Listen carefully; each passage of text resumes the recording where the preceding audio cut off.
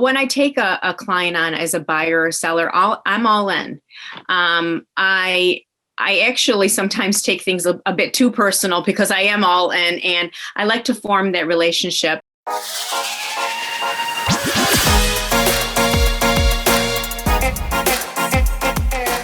Hello and welcome to episode 23 of the Smart Agents Podcast. My name is Michael Walter and I'll be your host. On today's episode, we chat with Alice Rinaldo out of New York. Now, Alice was born and raised in her small town, so rather than spending a bunch of time on marketing, she focuses her energy on community involvement and personalizing each client interaction. Now, before we get into the day's featured interview, make sure you follow and subscribe to the show on whatever platform you listen to podcasts. You can find us on all major podcasting platforms such as Apple Podcasts, Google Podcasts, Spotify, and the list goes on. Also, as you can see if you're watching this on YouTube, make sure you subscribe to the Smart Agents YouTube channel. Click the bell to get notifications each time a new episode is uploaded. Lastly, if you or somebody else on your team has an awesome story to share, send us a message at feedback@smartagents.com. We're always on the lookout for new stories to share. All right, so on to today's interview, where again we chat with New York-based Alice Rinaldo. The way I like to start everything out is just if you could tell me a little bit about yourself, where you're at, and how long you've been in real estate. So my name is Alice Rinaldo. I work with Chapin Real Estate in Oneida. I've been currently with the company a little over 2 years. Altogether, I've been selling real estate for about 10 years on and off. Prior to real estate, I owned a pizza place for 22 years. So I dabbled in real estate a little bit, but it was very difficult to balance both. So when it was time for us to sell our restaurant, I decided to go full-time back into real estate, which I enjoy incredibly. Yeah. So, I mean, having the background with the restaurant, you're very people person oriented then. Yes. And that's a big part of why I love real estate. I love interacting with everybody, helping everybody. It sounds so cliche, but I really enjoy being a whole part of that process of meeting new clients, and 9 times out of 10, I form relationships with them that are still, lasting from day one. So it's kind of neat. Right. And you said, being in a smaller town, what's that like? I'd imagine the marketing is different than it would be if you were in, say, New York, in the city, or somewhere where there's a ton of competition. Right. So marketing, I just try to kind of keep it like I try to keep it simple. I am on social media a lot, on Facebook and Instagram, because that's where the younger generation tends to be. I try to keep things very personal as well. I try to be active in our community. Try to get involved in our community. If things are going on in the community, I like to talk about them and just notify people what's going on. I know a lot of people in this area, so word of mouth is huge for me, So if I'm just speaking to somebody maybe about looking for some type of property to market or list that I have buyers looking for, it's very easy for me to kind of put my feelers out and hopefully come out with a good outcome on that. But I try to keep it pretty basic. Word of mouth, like I said, referrals is huge for me. And that probably only works in small areas like ours. Well, and so having children also, with sports teams or school classes, just every one of those relationships that your child has, that's another person that you can add to your sphere, I guess. Exactly. Yeah. I always tell my kids when they were younger, I have a 22-year-old, an 18-year-old, and then I have a 5-year-old. So the older kids, I used to tell them all the time, listen, if you can get me a referral in a solid lead, I give you $10. So my older one wasn't really interested, but my younger one would constantly my mom sells houses. If anybody is looking for houses and stuff, but I'm not a pushy salesperson. I don't like people in my face when I'm trying to purchase something. So I try to respect people's space, and I probably should be a little bit more aggressive when speaking to people, but I'm not in people's face. I like to listen. And then if I hear somebody's maybe looking, then I'll nonchalantly maybe approach them and stuff. But I'm just not a very pushy salesperson. And I respect that. And I hope other people respect that as well. Well, and I'd imagine, especially in your case, growing up there, having the pizza place also just really, you're ingrained in that community. Your family, people know, a lot of times in these kind of communities, people have lived there for generations. And so, your parent, the people that have kids, and if your kids are getting older, like there's so many different generations that are buying and selling homes in your community Exactly. that know you. So I don't think having that real pushy sales tactic is really necessary or probably No. a good idea there. Exactly. Yeah. Yeah. No, and it is funny. I was speaking to my daughter the other day, and I said, you would be surprised how many of your friends I'm helping find houses now, which is funny because I helped their parents, and now they're all of age, in their young 20s now, and looking for their first homes. So it's kind of neat to see how they've grown into young adults now and taking this responsibility. I love being the part of that.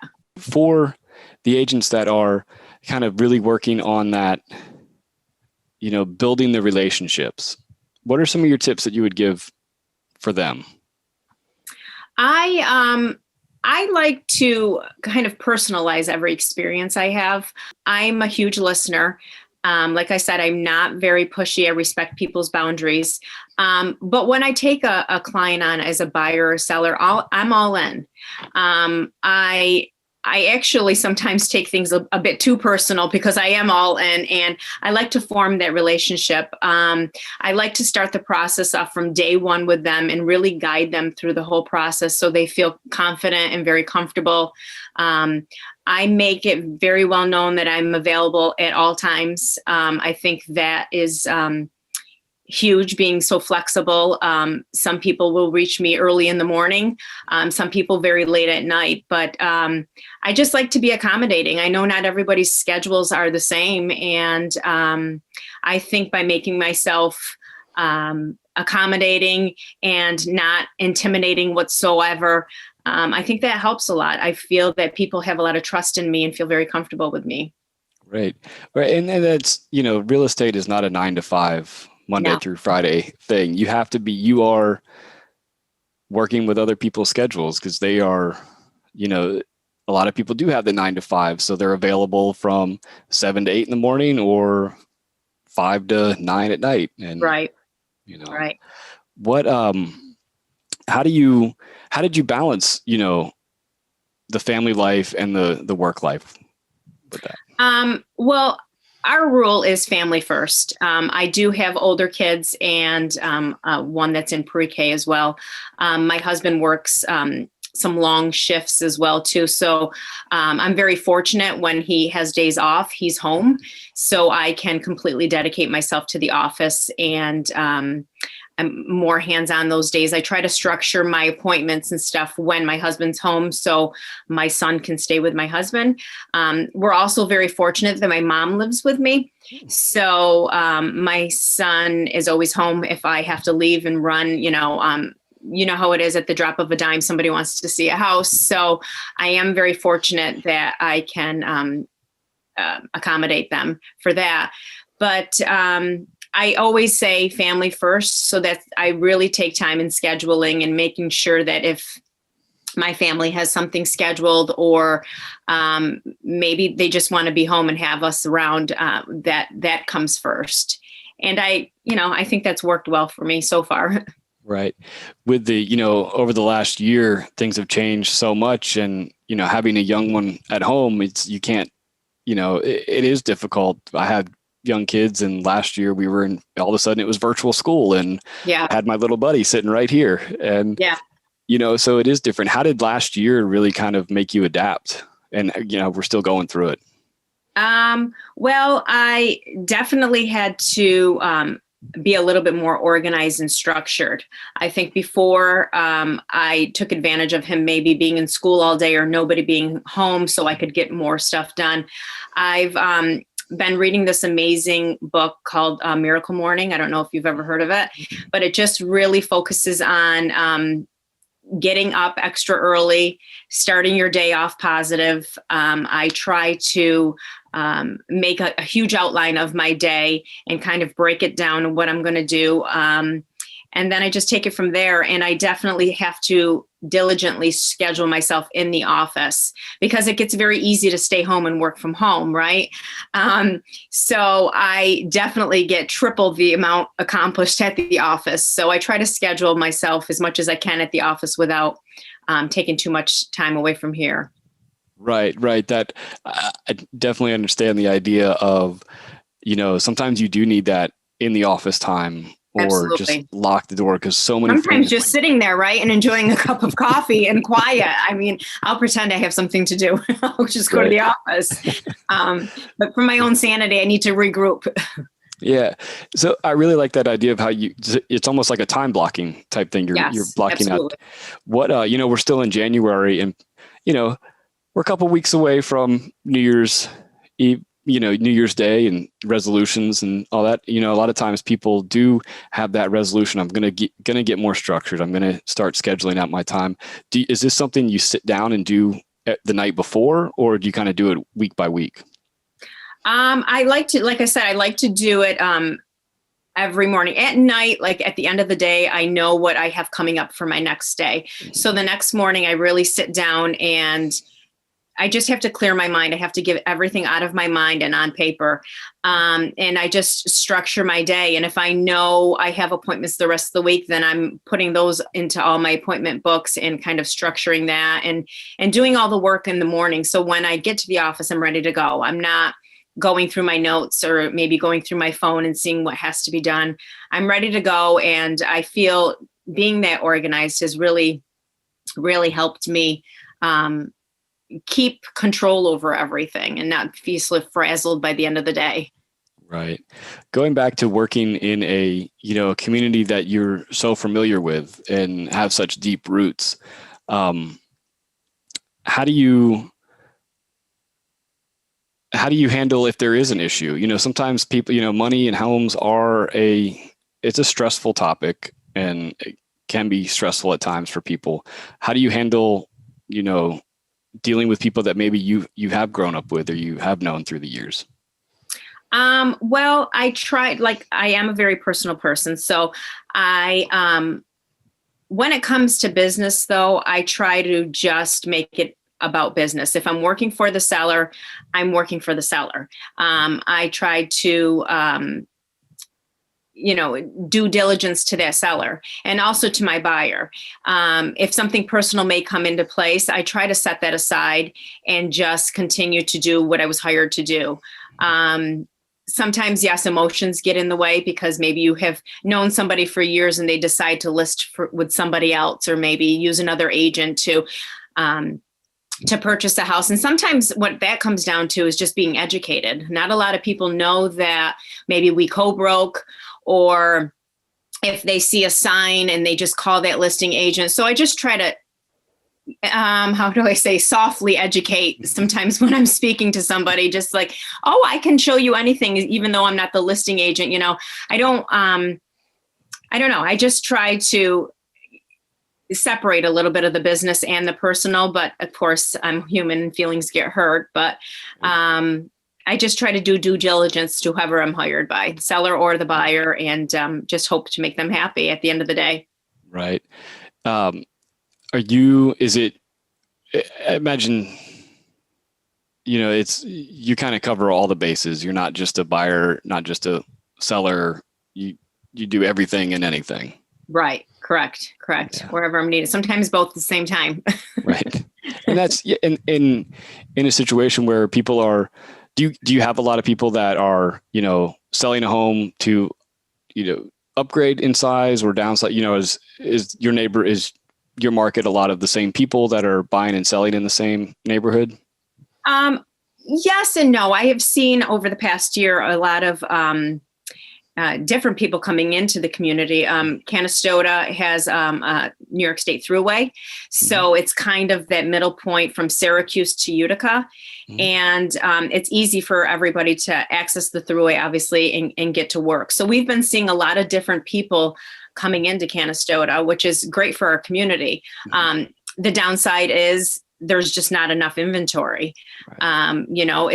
I feel like it's growing. The competition is crazy, how the market is right now. And then when we have other people coming in, it's just not enough inventory. So just trying to stay on top of the market and stay on top of the buyer's needs is what I've been trying to do lately. Just staying into contact with them also, even though I don't have anything to show them maybe, or nothing new has popped up. I like to throw them a text and just say, hey, I'm still looking. Don't get discouraged. Something will come up, just to kind of keep that communication open. Right. And I'd imagine you also have to be really educate them on the fact that it's available right now, but it might not be tomorrow. So we need to kind of look. Yeah. That's something I'm hearing all over the country. Well, and what's tough as well is that there are multiple offers on properties, and unfortunately, they're all going above asking price. So if you're at the top of your budget, 9 times out of 10, you're going to lose out if you can't move from what that asking price is. And unfortunately, that's just the name of the game right now, So I try to educate them as well, that they need to be ready to go above asking price. Maybe we remove some contingencies. They have to be comfortable with all of that, or else they're just not gonna get their home. And I see that over and over again. Do you have a lot of people moving, from the larger cities in the state coming to the area to kind of get out of that? I haven't seen much lately. No, I haven't seen. I have some other agent friends that work in, obviously smaller cities than the big city, like let's say Syracuse, Utica, and they're seeing quite a few more people moving, but not much in this area yet. No. Yeah, I know. It's interesting. Sometime was talking to a gentleman yesterday, and he is in Arizona and did a little bit of marketing in the Chicago, New York, and California markets. And he's getting a ton of people contact him for relocation. Wow, that's great. Yeah. So yeah, that is great. So it's just interesting how this, what's been going on the last year, how it's really kind of reshifting where people are looking and what's going on. And how it affects everybody. It's just crazy. It's crazy. Yeah. I thought we would be done. I know. At this point, we're still going through it. Yeah. Yeah. I mean, it's great for real estate, which is, it's been such a strong year. And in January has been just as busy. Maybe showings have slowed down a little bit only because of inventory, but it's been just as busy, and I hope for a stronger market. Right. And so with that being said, what are you doing? How are you preparing yourself for when things do, it's kind of that balancing game is you go hard, but then also prepare yourself for when it does kind of start to level off a bit. Yeah, I just, like I said, I'm just trying to stay in front of everybody.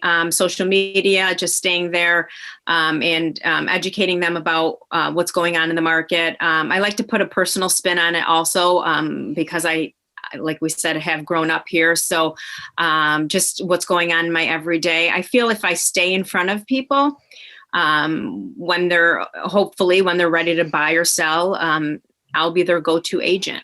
And that's what my goal is. Right. And that personal spin is so important because, you don't just want all your social media to be, this is my latest listing, this is my next sale. You're trying to make a connection with people. Right. Exactly. And you want to, sometimes when you aren't familiar with something, maybe you're purchasing or a certain area, and you speak to somebody that is educated on it, it's intimidating. Mm-hmm. And I don't ever want to come across as being intimidating. I like to, start from step one and just really, really start off right with that buyer or seller and just, be their equal and just go through the whole process with them, side by side. Right. So what kind of, what do you post on social media? I imagine, it's you do being from the community. I love seeing when agents and people do, the community-based posts, like check out this, new restaurant or whatever. Yep. And especially now because those places are hurting. So anytime that you, So that's what I try to do. If there's maybe a new restaurant coming in, speak a little bit about a restaurant or post about it. Our community is really adorable. They do a holiday parade every year, and unfortunately, because of COVID, couldn't do it. So they still had, Santa coming to the community, and they had a little workshop set up. So I just like to inform people of dates, maybe when Santa was in the area, or if something's going on. Like this coming up weekend, we have a fantastic ice cream shop called Zems, and that's going to be open Saturday and Sunday. So I'm sure I'm going to do something just to let everybody know and remind them to get their goodies on Saturday and Sunday. Just little things like that. Anything going on, the public library does some crafts and stuff for kids. My son was very bored the last couple of weeks, so I made sure I got on, very personal to all mothers, and said, there's crafts at the library, go pick them up. So again, just stuff like that. That's my personal side. I like to post pictures of my children, my husband, sometimes just funny whereabout things, stuff with my friends. And then I will post, I think 80% is more personal of me on my social media. And then I do post maybe some market updates, listings, sales, current stuff. But yeah, you have to be, I would think, a bit personable. Right. Absolutely. Well, I really appreciate you taking the time to talk to me. Thanks so much for having me. I really want to thank Alice for joining us, and I hope she has an amazing 2021. So once again, if you think you or somebody else on your team has an awesome story or a tip to share with our community, send us a message at feedback@smartagents.com. Well, that wraps things up for this episode, but remember, follow the show wherever you listen to podcasts, and make sure you subscribe to the Smart Agents YouTube channel. Again, I'm Michael Walter, and we'll see you on the next episode.